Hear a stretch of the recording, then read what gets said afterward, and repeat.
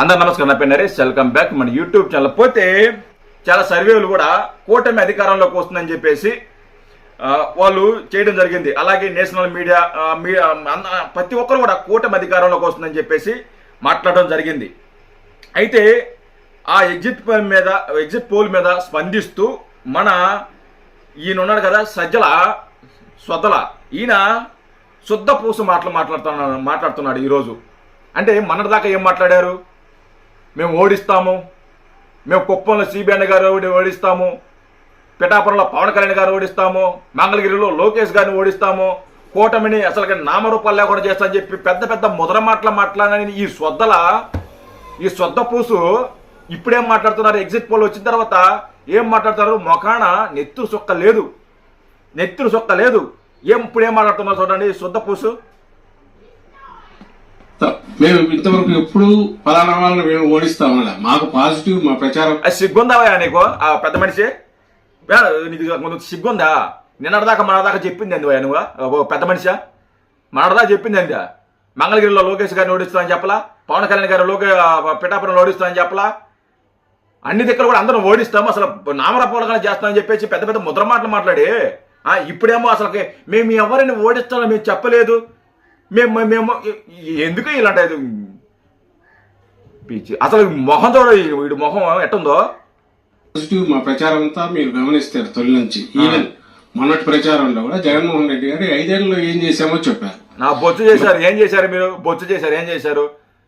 ప్రతిసారి ఎట్టు గాలి దోలితే అటు షాప్ ఎత్తుతారు, ఎట్టు వీళ్ళుంటే అటు మాట్లాడతారు. మనకి సిగ్గు అనేది ఉండదు. శుద్ధపూసు మనకి అభిమానం, ఆత్మాభిమానం, ఆత్మ గౌరవం ఇలాంటి మనకి ఎలా ఉండవు కదా. మనదాకా ఒక మాటలో, ఈరోజు ఒక మాటలో, రేపు రిజల్ట్ వచ్చిన తర్వాత ఏరే మాటలో మీరు నేరుగా పోయి ఇంకా వాళ్ళ కూటమి కాళ్ళు పట్టుకున్నా కూడా ఆశ్చర్యపోనక్కర్లా. సిగ్గు ఉండదు, శర్మం ఉండదు, మానం మర్యాద ఇలాంటి ఏమి కూడా ఈ శుద్ధపూసుకు ఉండవు. ఇప్పుడేం మాట్లాడుతుంది చూడడం తర్వాత. ఇప్పుడైతే చంద్రబాబు నాయుడు గారు అసాధ్యమైన హామీలు ఇచ్చారు. వీళ్ళు ఇచ్చే మాత్రం సాధ్యము, ఆయన మా కూటమి ఇస్తే మాత్రం అసాధ్యం అంట. అంటే మీరు సంపద సృష్టించకుండానే మీరు ఇంత అప్పులు చేసి మీరు ఇచ్చారు కదా, ఎంతో కొంత ఇచ్చారు కదా. ఆయన సంపద సృష్టిస్తూ ప్రజలకు పంచడంలో తప్పేముంది? ఆయనకి ఆ తెలివితేటలు ఉన్నాయి కదా కూటమికి.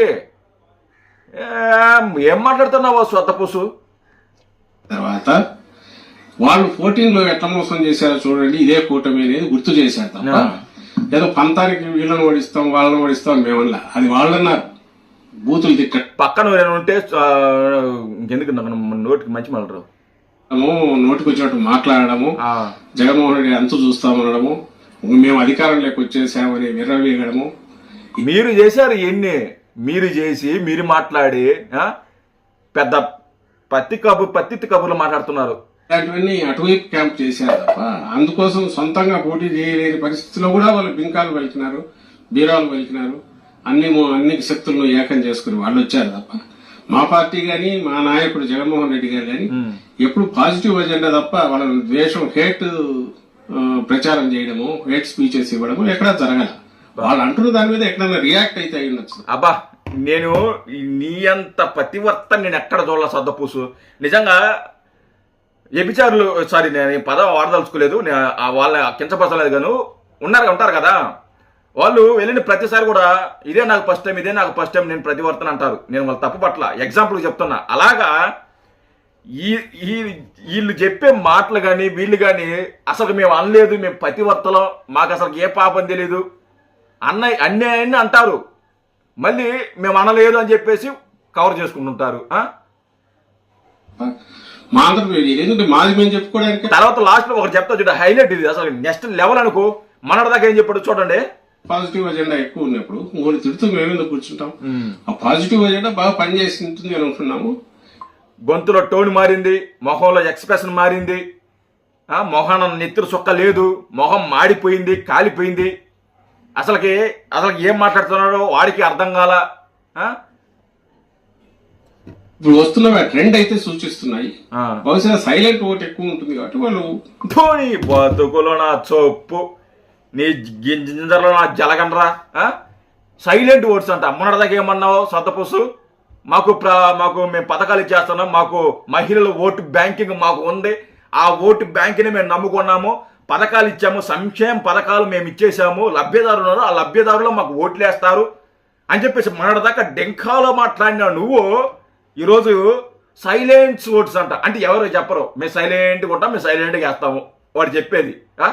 సిగ్గు లేకుండా సిగ్గు మాలినాడు. ఇంట్లో అంత ఎక్స్ప్రెస్ కాకపోయింది వచ్చామనుకుంటున్నాం. రేపు రిజల్ట్స్ లో మెరుగైన ఫలితాలు అవి కనపడతాయని అనుకుంటున్నాను. ఆ బొంగురా నా బొంగు నా బొచ్చు ఇప్పుడు కనపడేదా సైలెంట్ ఓట్స్ అంట. మడదాకా ఒక మాట, ఇప్పుడు ఒక మాట, రేపు రిజల్ట్ మీద సైలెంట్ దాంట్లో చూపిస్తుందంట. అసలు రిజల్ట్ వచ్చిన తర్వాత వీళ్ళు ఎక్కడ అసలు దరిదాపులు కూడా ఎక్కడ ఉండరు వీళ్ళు.